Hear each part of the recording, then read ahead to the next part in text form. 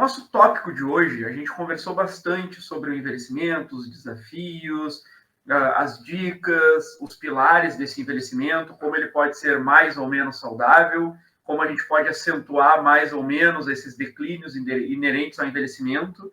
Mas voltando ao tópico que é o tópico dessa conversa de hoje, desafios do envelhecimento populacional. O que o senhor, com a sua experiência, tanto da prática quanto da academia, considera que seria o maior desafio do envelhecimento individual e populacional, professor? Se der para elencar só um, né, professor? Essa é uma pergunta muito ampla.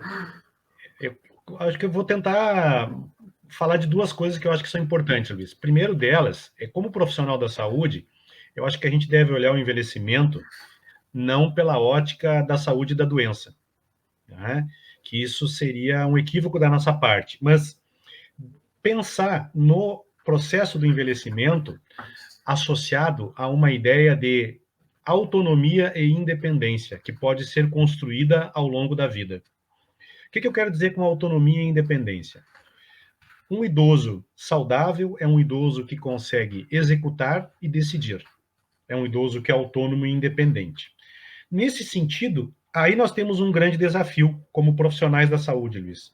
Não olharmos para esse idoso como uma pessoa apenas que tem, ele tem artrose no joelho, ele é diabético, ele é hipertenso, ele tem uma doença cerebrovascular, enfim. Mas pensarmos no seguinte, de que forma isso e todo o estado, o status de vida dele, o ambiente que ele está inserido, impacta na capacidade dele executar e decidir. Porque o que a gente quer é que ele possa executar e decidir. Acima de tudo, executar e decidir. A velhice é acompanhada de doenças. É muito comum. A questão é o quanto que essas condições de adoecimento, e ambientais e sociais, impactam na capacidade de executar e decidir. Eu acho que nós temos um desafio como profissionais da saúde, focarmos na saúde do idoso. E a saúde do idoso passa por essa questão que eu comento agora, né? Você definir a lógica da independência e da autonomia como um foco no cuidado. Do ponto de vista populacional, eu acho que a nossa sociedade ainda não despertou como um todo para o desafio que é uma mudança demográfica e epidemiológica associada a esta mudança demográfica, né? Hoje nós temos no país uma expectativa em torno de 76 anos, mais ou menos, em torno, até tinha falado um número equivocado antes, nós somos em torno, acima de 60 anos, mais ou menos 33 milhões de pessoas hoje. Vamos quase duplicar esse número em 2060.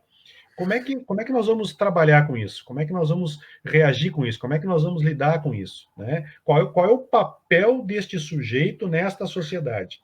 Qual é o papel que a sociedade está vendo para essa pessoa com mais de 60 anos, nesse país, Brasil, daqui a uns anos, que cresce em termos populacionais e que tenderá a ter uma população jovem menor e uma população idosa maior. Não é? De que forma nós vamos trabalhar com isso? Como é que nós vamos lidar com isso? E aí nós temos que pensar no sentido que esse sujeito cada vez mais tem que ser incorporado como um sujeito ativo socialmente, que participa das sociedades socialmente, que interage socialmente, que é produtivo, sim, que é produtivo, que é ativo fisicamente. Eu acho que é nosso papel e é desafio. E eu lembro muito, Luiz, para concluir, já citei o nome do professor Moriguchi, que para mim foi um professor que eu guardo muito, assim, na época do meu curso. Professor Moriguchi era uma pessoa que não só falava sobre o envelhecimento e sobre essas questões que a gente está comentando agora, como ele vivia na prática isso, Luiz. Não é? Se ele dizia que, e falava aos seus alunos que deve ser uma pessoa com estilo de vida ativo, ele mantinha um estilo de vida ativo. E eu acho que isso é um desafio para nós, para você, Luiz, que não é idoso, para vocês que estão me escutando aqui, alunos, colegas, amigos, como é que vocês estão pensando no envelhecimento de vocês? Como é que vocês estão se preparando para esse envelhecimento? Muitas vezes nós, profissionais da saúde, estudantes, etc., estamos falando disso para o outro. E para nós? Como é que nós estamos nos preparando em relação a isso? Como é que nós estamos olhando isso? Porque nós vamos envelhecer. Nossos pais vão envelhecer. nós vamos envelhecer? Como é que nós estamos nos preparando? Nós estamos dando receita para outros e estamos esquecendo de nós mesmos nesse processo? Eu acho que esse é um desafio também bastante importante que a gente tem pela frente.